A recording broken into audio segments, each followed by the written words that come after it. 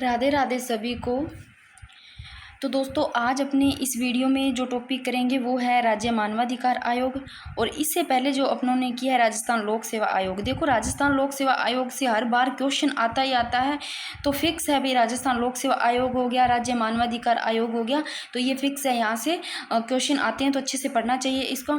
और रही बात, मैंने राज्य लोक सेवा आयोग करवा दिया, उसको करना। और देखो एक बार बार कमेंट आते हैं, जैसे मैंने अभी सेकंड ग्रेड का कोई टॉपिक मान लो राजस्थान लोक सेवा आयोग करवाया है, तो उसमें रीट वालों ऐसे जैसे कमेंट करते हैं ना कि मैम ये बताना चाहिए कि सेकंड ग्रेड में। तो आप लोगों को अपना सिलेबस का खुद का पता होना चाहिए। मैं इतनी बताने की कोशिश करती हूँ, छोटे बच्चों की तरह समझाने की कोशिश करती हूँ, फिर उसको टेलीग्राम पे डालती हूँ लिख लिख के कि ये टॉपिक रीट लेवल 1 में है, ये रीट लेवल 2 में। इतना कोई नहीं करता जितना मैं कर रही हूँ, छोटे बच्चों की तरह लिख लिख के। फिर भी नहीं समझ में आता तो मैं क्या बता सकती हूँ। तो सबसे पहले प्लीज़ मैं आप लोगों को बार बार बोल रही हूँ, जो अपना सिलेबस है उसको निकाल के उसका प्रिंट निकलवा लो, और अपने जहाँ पर भी तैयारी करते हो वहाँ उसको रख लेना चाहिए। और फिर टॉपिक आपको करने चाहिए कि ये हमारे टॉपिक है, हो गया उसको टिक लगा लो, ये हो गया, ये रह गया। अगर कोई टॉपिक मान लो जैसे कोई एक टॉपिक है, वो अगर यहाँ से नहीं समझ में आता तो आप लोग उसको बुक से ढूंढो, बुक से नहीं आता तो कोई और देख लो। ऐसे कंप्लीट हो जाते हैं ना आपके, कहीं से भी देखो। मैं ये नहीं कहती कि आपको यहाँ समझ में नहीं आता तो कोई ज़रूरत नहीं है, जहाँ से समझ में आते हैं वहीं से करो। पर आप जैसे भी हो जाता है ना आपका कंप्लीट, तो उसका टिक लगा लो, भाई ये हो गए। जो रह गए फिर आपको अपने सिलेबस का पता होता है, सामने रखा होता है। ऐसे ही होता है कंप्लीट अपना, जो सारे ऐसे कवर होते हैं ना टॉपिक, ऐसे ही होते हैं, ऐसे नहीं होते भटकने से। आधे इधर गए आधे इधर, ये नहीं है मैम, ये नहीं है, ऐसे नहीं है। तो अपने सबसे पहले मैं बार बार यही बोलती हूँ, प्लीज़ आप अपने सिलेबस को ध्यान में रख करके उसके बाद में ही ऐसे पढ़ें। सबसे पहले 3-4 टॉपिक ऐसे हैं जो कि बार बार जहाँ से क्वेश्चन सेकंड ग्रेड में आते हैं, और वो मैं पहले करवा देती हूँ। उसके बाद में जो सिमिलर है, सेम है सभी में, उनको लेकर के आएंगे, जो रीट लेवल 1 में भी है, रीट लेवल 2 में और सेकंड ग्रेड में भी है। और साथ में फिर सेकंड ग्रेड वालों का कुछ ही नहीं है, शैक्षिक परिदृश्य तो 1 या 2 दिन में मैं कंप्लीट करवा दूंगी। इतने शानदार नोट्स है, तो आप लोगों को वो ज़्यादा नहीं सोचना है। तो लो सबसे पहले अपने बात करते हैं राज्य मानवाधिकार आयोग की। देखो अपने इससे पहले लोक सेवा आयोग कर लिया है, थोड़ा सा अगर दोनों को साथ में रख करके दोनों का अगर साथ में रख करके ऐसे करते हैं ना, तो समझ में आ जाता है कि राज्य मानवाधिकार आयोग क्या है और लोक सेवा आयोग क्या है। तो थोड़ा सा उनका भी साथ में देखेंगे, जिससे इसके आयोग के अभी वर्तमान में जो अध्यक्ष है और जो लोक सेवा आयोग के वर्तमान में अध्यक्ष, दोनों को साथ में रख करके एक बार देखेंगे। तो सबसे पहले यहाँ पर देखते हैं राज्य मानवाधिकार आयोग भी। देखो ये वैधानिक है, ये आयोग क्या है, वैधानिक है, क्योंकि इसका संविधान में उल्लेख नहीं है, इसलिए ये वैधानिक है।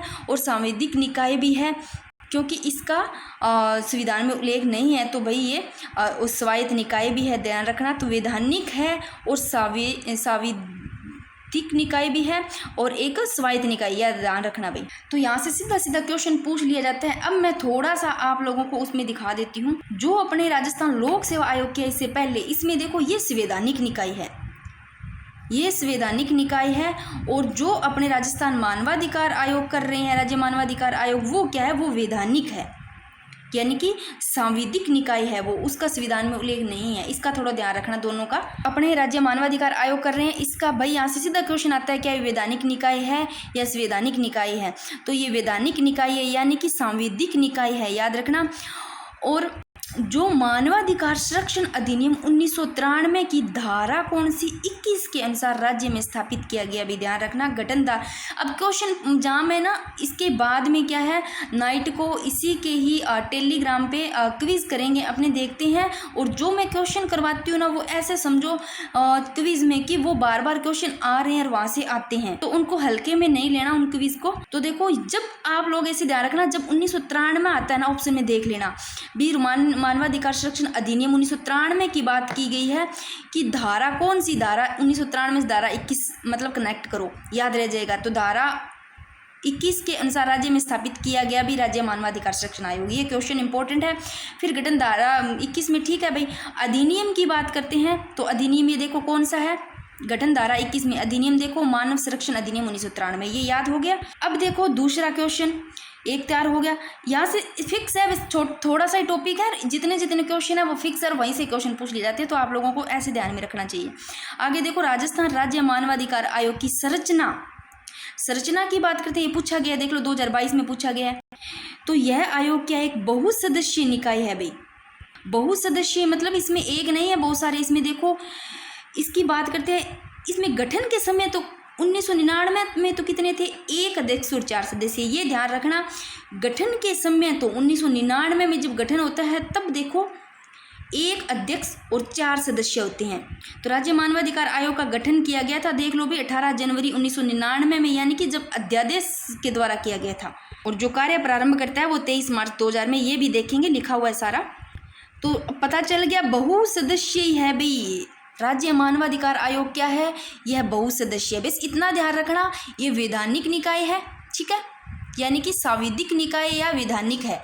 दूसरी बात, 1993 की बात आती है तो गठन धारा 21 याद रखना, यानी कि अधिनियम कौन सा, मानव संरक्षण अधिनियम 1993 गठन किसकी धारा 21 के अनुसार स्थापित किया गया भी, ठीक है। और फिर राज्य मानवाधिकार आयोग देख लो संरचना क्या है, ये बहुसदस्यीय है अभी। 1999 में गठन के समय तो कितने थे, 1 अध्यक्ष और 4 सदस्य। देख लो 1 अध्यक्ष और 4 सदस्य, टोटल 5 हो गए ना, अध्यक्ष सहित। ये प्रावधान था। अभी देखो वर्तमान में इसमें संशोधन होता है, अभी पहले 1 अध्यक्ष और 4 सदस्य, फिर इसमें देखो 2006 में संशोधन हो जाता है, और संशोधन के बाद में अभी कितने, 1 अध्यक्ष और 2 सदस्य है।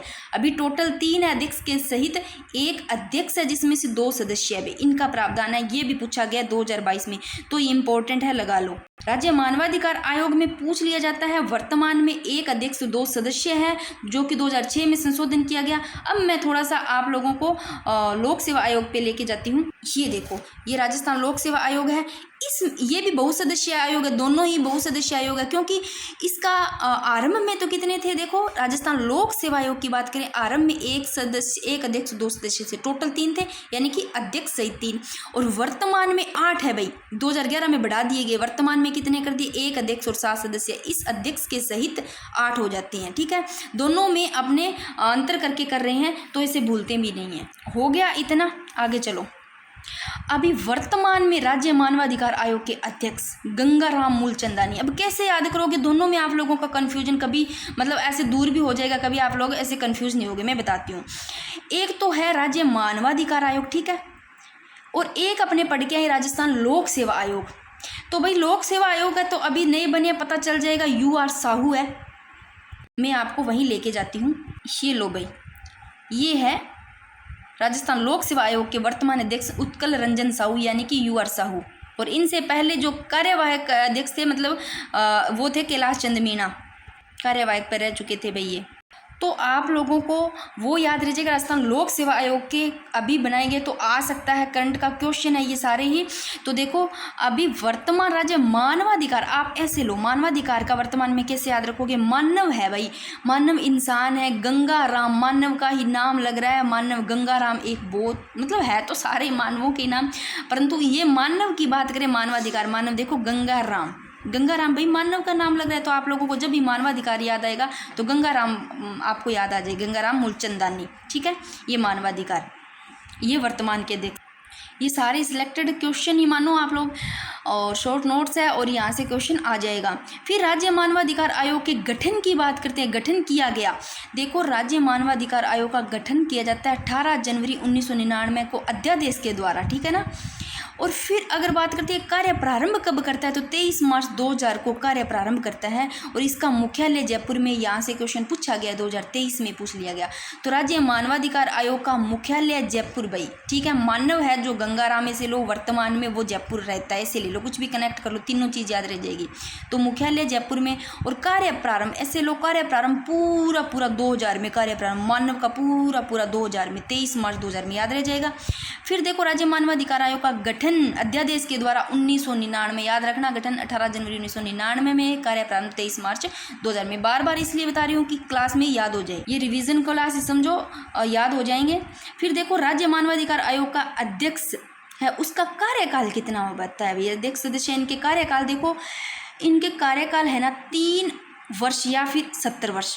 ये भाई 2019 का जब संशोधन था ना, उसके बाद किए गए हैं, 3 या तो 3 साल हो, या फिर 3 मतलब या 70 वर्ष हो। अगर 70 वर्ष पहले हो जाते हैं, मतलब 70 वर्ष के पूर्ण हो जाते हैं, या फिर 3 वर्ष के पहले हो जाते हैं, इन दोनों में से जो भी पहले होता है ना, वही इनका रहता है। तो राज्य मानवाधिकार आयोग के अध्यक्ष का कार्यकाल 3 वर्ष या 70 वर्ष और इससे पहले क्या था, इससे पहले था यहाँ 5 वर्ष था और इधर 70 ही था। तो 5 वर्ष पहले था और अभी वर्तमान में इसका देख लो भी 3 सत्र है, जो कि 2019 में संशोधन के बाद है ये। और यहाँ से पूछा गया है, मैं लिख देती हूँ जो इनका कार्यकाल यानी धारा 24 के अंतर्गत मैं लिख देती हूँ, ये इनके कार्यकाल की बात धारा 24 के अंतर्गत है भाई। वैसे शायद मैंने आगे लिखी होगी धारा सारी, पहले मोटा मोटा देख ले। अगर क्वेश्चन आता है सबसे ज़्यादा सर्वाधिक कार्यकाल वाले अध्यक्ष कौन रहे, तो A.K. जैन भाई। A.K. जैन है, A.K. जैन तो सर्वाधिक कैसे ले लेना कैसे भी। अब देखो मैं मोटा मोटा फिर से बता देती हूँ। राज्य मानवाधिकार आयोग वैधानिक है यानी कि सांवैधिक निकाय है, इनका संविधान में कोई उल्लेख नहीं, इसलिए वैधानिक निकाय है। और अगर धारा 21 की बात होती है, गठन धारा 21, तो अधिनियम देख लो, मानव संरक्षण अधिनियम 1993 धारा 21 याद रखना, इससे कनेक्ट कर लेना। यानी कि राज्य मानवाधिकार संरक्षण अधिनियम 1993 की धारा 21 है ना, इसके अनुसार राज्य में स्थापित किया गया अभी ये। और ये वही बात आ गई। और ये देखो वर्तमान में अध्यक्ष गंगाराम मूलचंदानी और मुख्य जयपुर में कार्य प्रारंभ किया जाता है 23 मार्च 2000 को, और राज्य मानवाधिकार का गठन अध्यादेश के द्वारा 18 जनवरी 1999 को। और राज्य मानवाधिकार आयोग के सदस्य है ना भाई, इनके सदस्य। अब देखो वो त्याग पत्र किनको देंगे, वो राज्यपाल को ही त्याग पत्र देंगे, ध्यान रखना। तो राज्य मानवाधिकार आयोग के अध्यक्ष और इनके सदस्य त्याग पत्र राज्यपाल को देते हैं। और राज्य मानवाधिकार आयोग का कार्यकाल देखो धारा 24 के अंतर्गत, धारा 24 याद रखना, कार्यकाल धारा 24, कार्यकाल धारा 24, 3 सत्र, 3 वर्ष या 70 वर्ष, और पहले 5 साल था यहाँ पर। और ये 2019 के संशोधन के बाद में किया गया। और सर्वाधिक कार्यकाल वाले A.K. जैन, ठीक है ना।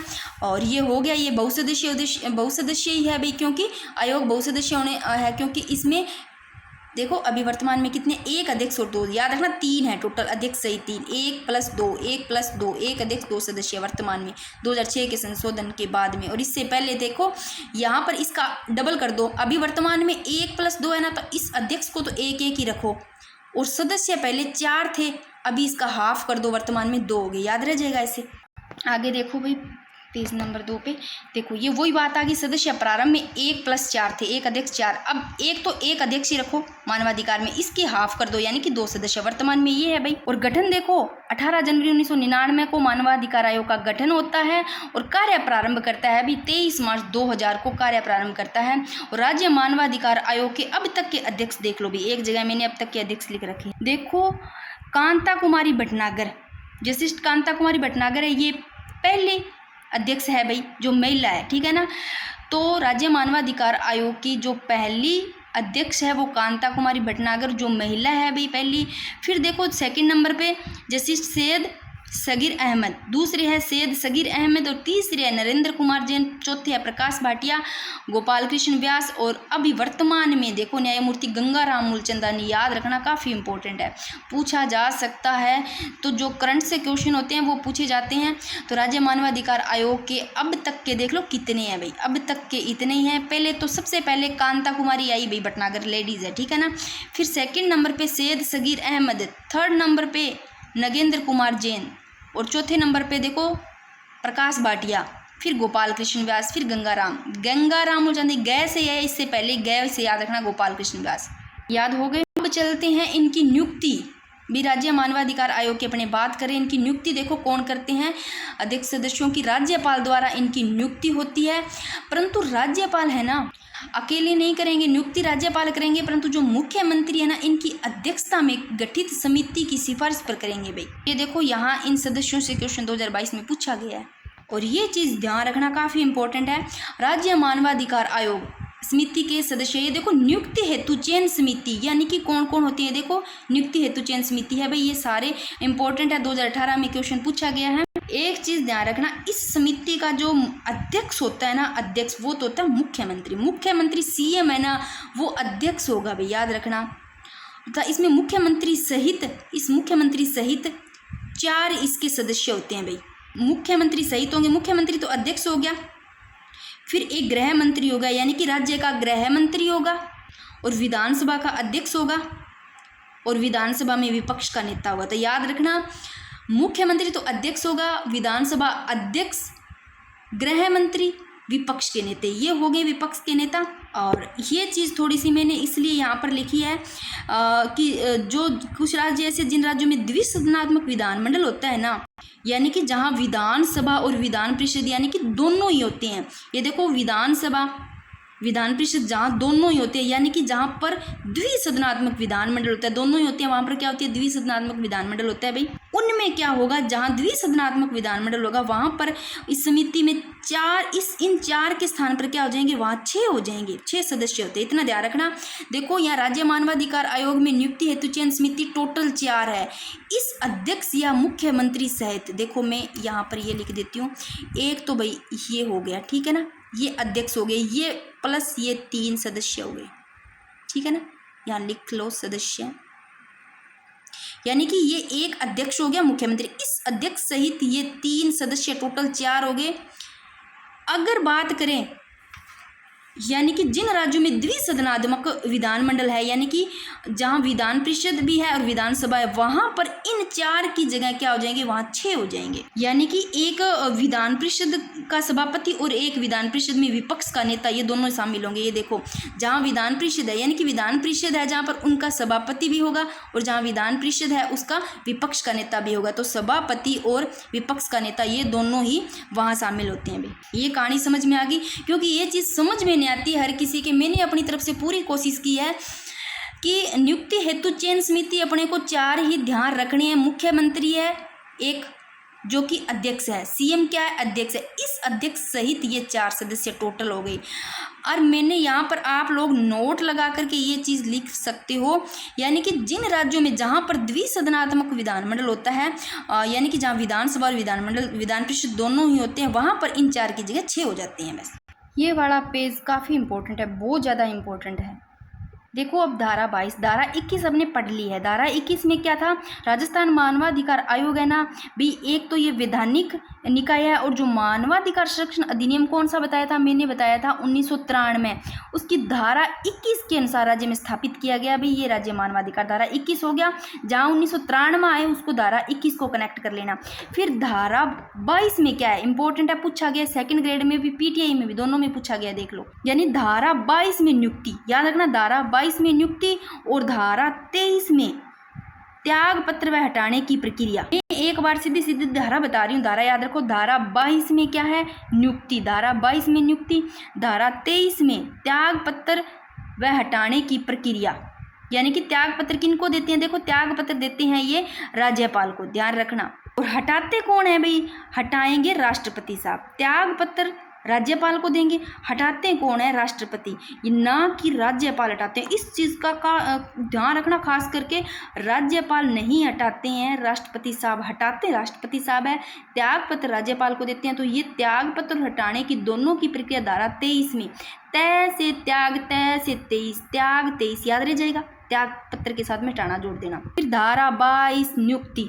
अब देखो हटाते भी, देखो कदाचार या असमर्थता पाए जाने पर, यानी कि कोई कदाचार करता है, कोई ऐसी मतलब आ जाती है सामने किसी चीज़ में वो समर्थ नहीं है, कुछ ऐसा करते हैं, तो फिर क्या है, सर्वोच्च न्यायालय की जांच के बाद में हटाए जाते हैं, वो भी हटाते हैं राष्ट्रपति। याद रखना, सर्वोच्च न्यायालय की जांच होती है उसके बाद में।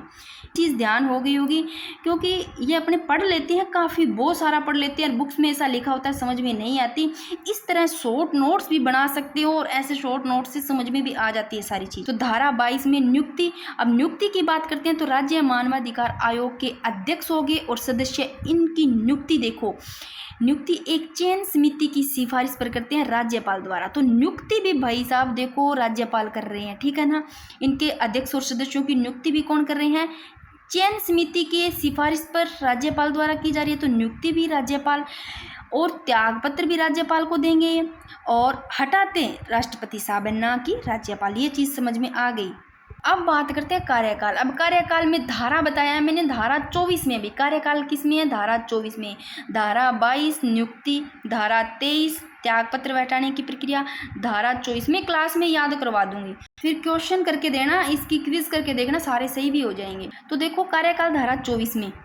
अब देखो कार्यकाल 3 वर्ष या 70 वर्ष है भी, जो भी इन दोनों में से पहले होता है, या 70 वर्ष संपूर्ण हो जाती है पहले, या फिर इनके 70 वर्ष के अभी तक टाइम पड़ा है, या 3 साल पहले कंप्लीट हो जाते हैं, तो इन दोनों में से जो भी होते हैं कार्यकाल इतना होता है। और ये 3 वर्ष या 70 वर्ष है ना, ये देखो 2019 में संशोधन के बाद में किया गया भाई। इन राज्य मानवाधिकार आयोग के अध्यक्ष और सदस्यों का कार्यकाल देख लो, 3 वर्ष 70 वर्ष। इससे पहले कितना था ये देखो, मैंने एक जगह पर लिख दिया। पहले था इस 3 की जगह 5 था, इसमें से 2 कम कर दो भाई, 3 वर्ष हो गया, घटा दिए, हटा दिए, देखो 2 वर्ष। तो अभी वर्तमान में राज्य मानवाधिकार आयोग के अध्यक्ष और सदस्यों का जो कार्यकाल है 3 वर्ष 70 वर्ष है, और पहले था देखो 5 वर्ष 70 वर्ष। अभी इसमें से 2 घटा करके यानी कि 3 कम कर दिया गया, यानी कि 2 कम करके 3 कर दिया गया। सेवा शर्तें देख लो भी, सेवा शर्तें हैं धारा 25 में। अब कैसे कनेक्ट कर लो, ऐसे कर लो, 25 साल का कोई इंसान होता है ना, लड़का होता है भाई, वो शर्तें ही लगाने लग जाता है, सेवा भी करने लग जाता है। तो 25 साल वो जवान यहाँ क्या याद कर लो, क्या करो थे याद करना पड़ेगा इन्हें। तो धारा 25 में 25 साल का जवान देखो भी शर्तें भी मतलब मानने लग जाता है, शर्तें किसी से लगाने लग जाता है, सेवा भी करने लग जाता है। तो सेवा शर्तें धारा याद रह जाएगी 25 में, नियुक्ति धारा 22 में, और त्याग पत्र हटाने की तय से 23 याद रह जाएगा। और धारा 24 में देखो कार्यकाल। अब धारा 25 में सेवा शर्तें देखो, राज्य मानवाधिकार आयोग के जो अध्यक्ष और सदस्य है ना, उनके वेतन भत्तों व अन्य शर्तों का, एक तो वेतन भत्तों का, एक अन्य शर्तों का निर्धारण राज्य सरकार करती है। याद रखना, ये मैं थोड़ा हाईलाइट कर देती हूँ, ये लो राज्य सरकार करती है इनका।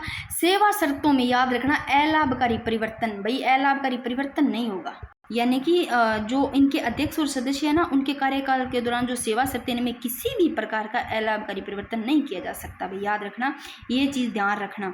ऐसे क्वेश्चन ना सेकंड ग्रेड में तो खास करके option A B C D ऐसे दे करके उसमें फिर ऐसे दे दिए जाते हैं कौन सा गलत है, 4 ऑप्शन 3 सही दे दिए जाते हैं। तो फिर उनमें ये भी आ जाता है कि अलाभकारी परिवर्तन किया जा सकता है या नहीं किया जा सकता, ऐसे।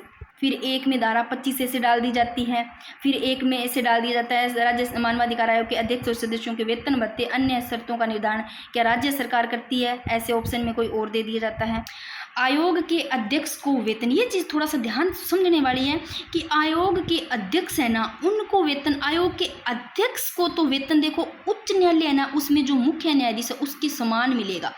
जहां उच्च न्यायालय में मुख्य न्यायाधीश को जितना वेतन मिल रहा है ना, उसके बरोबर आयोग के अध्यक्ष को, तो अध्यक्ष का वेतन देखो आयोग के किसके समान दिया जा रहा है, उच्च न्यायालय में मुख्य न्यायाधीश के समान। ये समझने वाली बात है, बहुत ही अच्छी बात लिख रखी है यहाँ मैंने। और आगे देखो सदस्यों, यहाँ तो अध्यक्ष का तो मुख्य न्यायाधीश के समान उच्च न्यायालय के, और जो सदस्य होते हैं ना, एक अध्यक्ष होता है, सदस्य होते हैं, उन सदस्यों का वेतन देखो उच्च न्यायालय के जो अन्य न्यायाधीश है उनके समान, जो और अन्य न्यायाधीश है ना उनके समान सदस्यों का, और उच्च न्यायालय में मुख्य न्यायाधीश के समान अध्यक्ष को वेतन दिया जाता है। याद रखना, जो अन्य न्यायाधीश है उनके समान उनको जितना दिया जाता है उनका वेतन सदस्यों को दिया जाता है। ये लो भाई इस वाले पेज पे। और धारा 28 में क्या है, धारा 28 में है प्रतिवेदन या रिपोर्ट, ठीक है। अब देखो आयोग के कार्य देख लेते हैं भाई, कार्य क्या क्या है, मैंने ऐसे मतलब शॉर्ट में लिख रखे हैं बिल्कुल भी, और सारे कार्य आ जाएंगे। तो देखो आयोग के कार्य, ये आयोग एक सलाहकारी संस्था, याद रखना राज्य मानवाधिकार आयोग की बात कर रहे हैं, ये सलाहकारी है। अब ऐसे लो मानवाधिकार आयोग की बात करें, मानव है भाई, मानव सलाह देता है ना, ऐसे लो। तो इस आयोग के कार्य की बात करें तो ये आयोग क्या सलाहकारी संस्था है, मानव सलाह देते हैं, तो मानवाधिकार याद रखिएगा सलाहकारी है। और इसकी सलाह राज्य सरकार पर बाध्यकारी नहीं है भाई, सलाहकारी है परंतु राज्य सरकार पर क्या है, बाध्यकारी नहीं है। याद रखना, ये पूछा जाता है ऑप्शन 4 दे करके, इसमें गलत कौन सा सही कैसा ऐसे पूछा जाता है, बाध्यकारी नहीं है भाई। फिर आगे देखो, यह आयोग लोक सेवक या संस्था के खिलाफ, जो राज्य मानवाधिकार आयोग है यह एक तो देखो लोक सेवा या संस्था के खिलाफ मानवाधिकार उल्लंघन मामलों की जांच कर सकता है, जांच तो कर सकता है इनकी, लोक सेवा संस्था के खिलाफ मानवाधिकार उल्लंघन करते हैं, परंतु सजा नहीं देगा। मानवाधिकार देखो बात करें, मानवाधिकार इनका जांच करेगा भाई, सजा नहीं देगा। जैसे कि सलाहकारी संस्था है परंतु बाध्यकारी नहीं है राज्य सरकार पर ये, और ये जांच कर सकता है इन पे परंतु सजा नहीं दे सकता।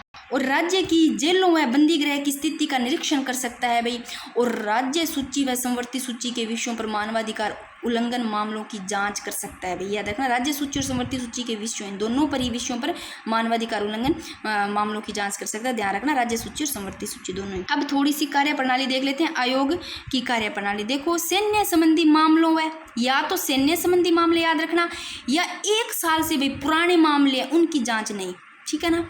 आयोग की कार्यप्रणाली में देख लेते हैं, सैन्य संबंधी मामले हो गए, एक तो सैन्यों से सैन्य संबंधी मामले वो, या 1 साल अगर पुराने मामले उनकी जांच नहीं की, कितने 1 साल पुराने मामलों की। फिर आयोग को सिविल शक्तियां प्राप्त है, ध्यान रखना इस आयोग को, राज्य मानवाधिकार आयोग कौन सी शक्तियां, सिविल शक्तियां प्राप्त है। और आयोग के पास एक जांच एजेंसी है भाई, सचिव, पुलिस महानिदेशक, अन्य कर्मचारी इसमें ये आते हैं जांच एजेंसी में। तो इस आयोग के पास क्या है, एक जांच एजेंसी है जिसमें सचिव, पुलिस महानिदेशक, अन्य कर्मचारी है भाई। अब लो भाई राज्य मानवाधिकार आयोग के महत्वपूर्ण तथ्य और देख लेते हैं।